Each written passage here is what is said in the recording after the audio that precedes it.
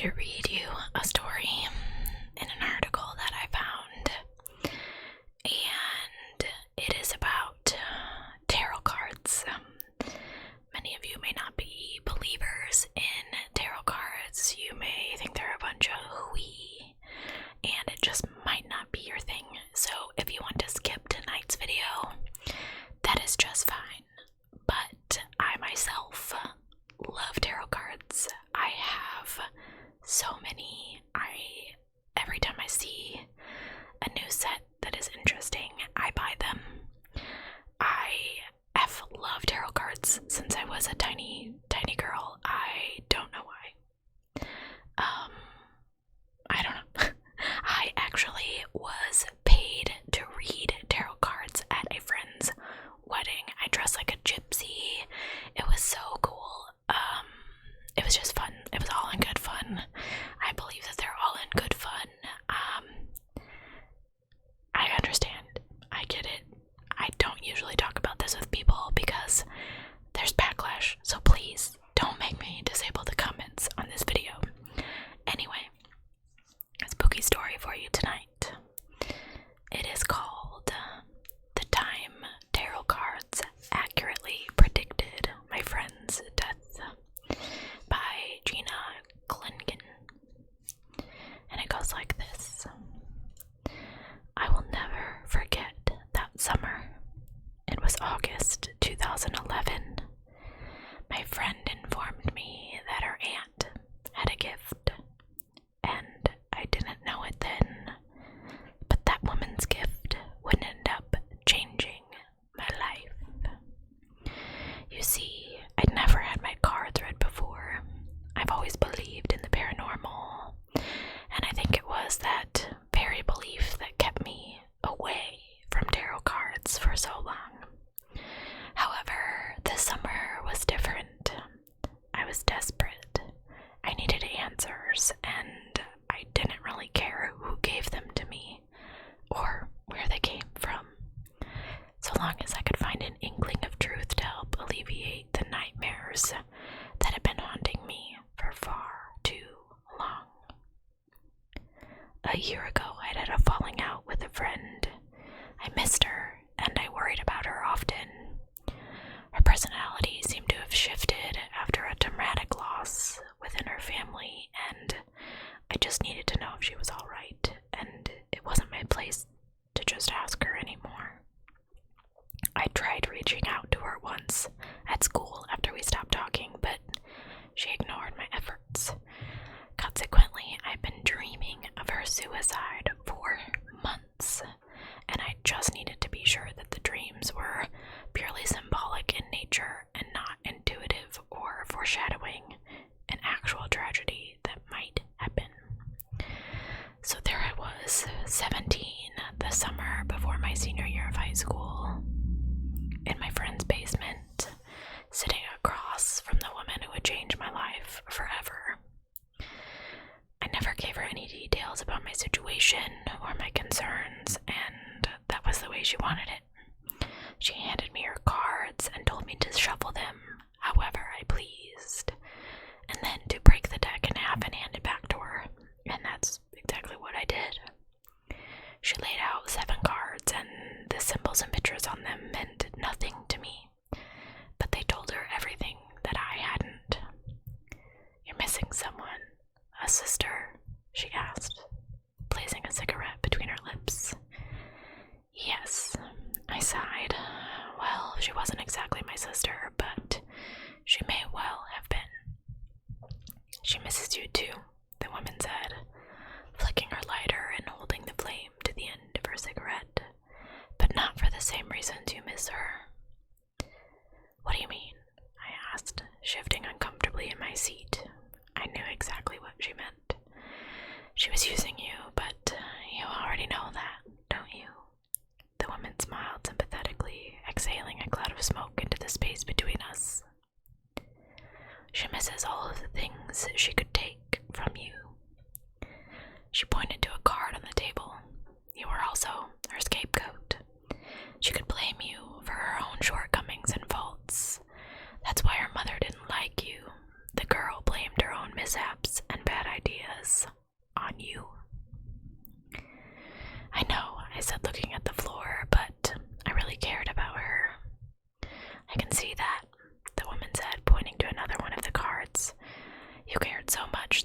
suffering from nightmares of leaving her behind.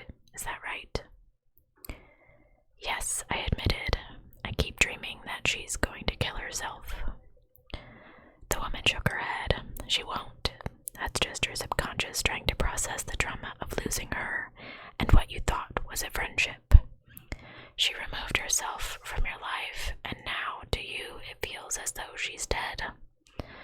It feels like she may well have killed herself because of the way she departed your life so suddenly. Does that make sense? Yes, I whispered. She will be fine. I let out a sigh of relief. Thank you. That was my main concern. However, she picked up the card closest to me. Death is in your cards. I don't think it means anything, though. Probably just a manifestation of your own anxieties about your friend and the nightmares you've been having. She examined the cards more closely, picked a couple of them up and rearranged them.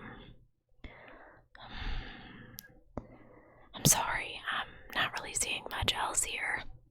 There might be something symbolizing the changing of the seasons, but that might just mean the transition going on in your heart as you move on to the next phase of your life and let your friend go. I smile politely and reach out my hand to shake hers and thank her. She took my hand and the expression on her face shifted. The energy in the room intensified. She narrowed her eyes and stared at me through the cigarette smoke lingering between us. I see needles, she said. Did you recently get a tattoo or piercing done? No. Do you or someone close to you have diabetes? I mean my grandma. No, she interrupted and held her other hand to her forehead and closed her eyes. Do you know someone who's into heavy drugs? Heroin, maybe? My eyes widened. Yeah, actually, one of my other friends, Hannah. But she said she's clean. The woman finished my sentence for me, still holding my hand. I'm sorry, darling, but that's just not the truth. What do you mean? I asked reluctantly. I don't want to startle you. Nothing is set in stone, and my interpretation could be off, but something is going to happen to your friend Hannah with the shift of the seasons when the leaves begin to change. Okay, I shifted uncomfortably under the weight of the woman's stare. Say this is true. How do I prevent it from happening? I asked, trying to keep my composure. Tell her you know she's not clean.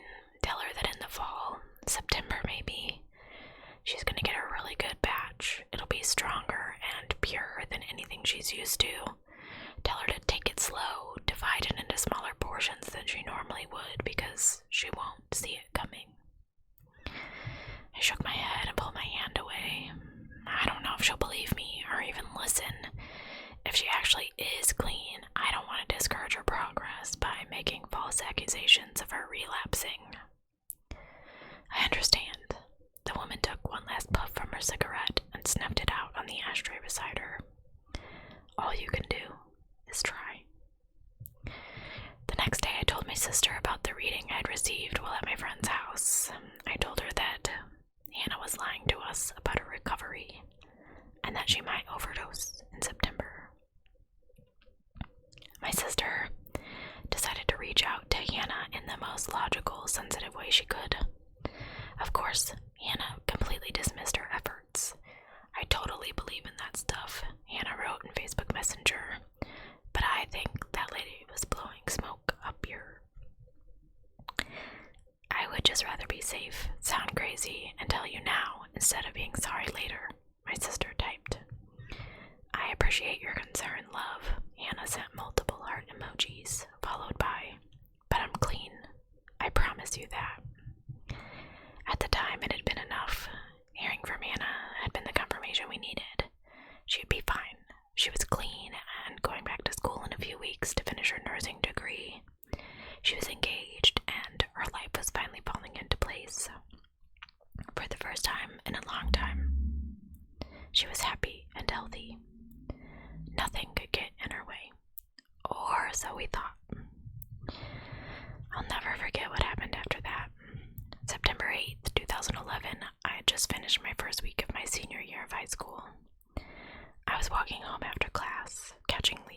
fell from the trees around me. I was so happy to see that the first leaves were beginning to fall, and the summer heat waves would soon return to the depths of hell where they'd come from. I remember turning the corner on my street and feeling my mood shift as I noticed my sister standing in the driveway waiting for me. When she noticed me, she started running to meet me. "What are you doing?" I asked as she reached her arms out toward me. "Why are you hugging me? We only do this when someone dies." She finished my sentence for me. What happened?" I asked, pushing her away from me. "Do you remember what you told me last month?" She wipes her eyes on her shirt. "No. When? Do you remember what that woman said? The one with the tarot cards?" Her voice broke, and I stared at her blankly, trying to recall what she must have been talking about. "It's Hannah," my sister whispered. "She's dead." I tried to speak, but suddenly my mouth was dry and my tongue felt like it had grown 3 times in size. Finally, I managed to choke out, "How?" My sister took a deep breath and looked up at the sky before answering. "Overdose. It's been 8 years since we lost our friend. No foretelling. Now, the foretelling of her death may have been pure coincidence, but even with the warning, none of us saw it coming. Not a day goes by that I don't think about Hannah or wonder if she's still around us in some unseen way. I feel her presence all the time, and I often hear her voice in the back of my mind encourage me to pick up a pen and write. So Hannah, this one's for you." Now, I know a lot of you are thinking, "Oh, tarot cards can't predict anything," and you're fully allowed to believe that, and that's just fine. I've had a few sort of quirky encounters where I've literally gone to a psychic reading just for fun and had this person pull a name straight out of nowhere, and it was correct. So, I fully believe, and we've talked about this before, that people can have gifts, be that as it may, whatever you want to call it. I don't know. I know that some people are like, "Whoop, nope. But I've had it happen to me.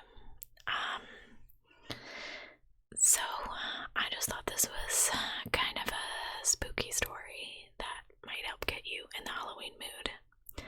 You don't have to take it seriously if you don't want to. I know, like I said, someone will say something about tarot cards just like we got in the Ouija board one, but I hope you guys enjoyed this video, and I hope you're enjoying Spooktober.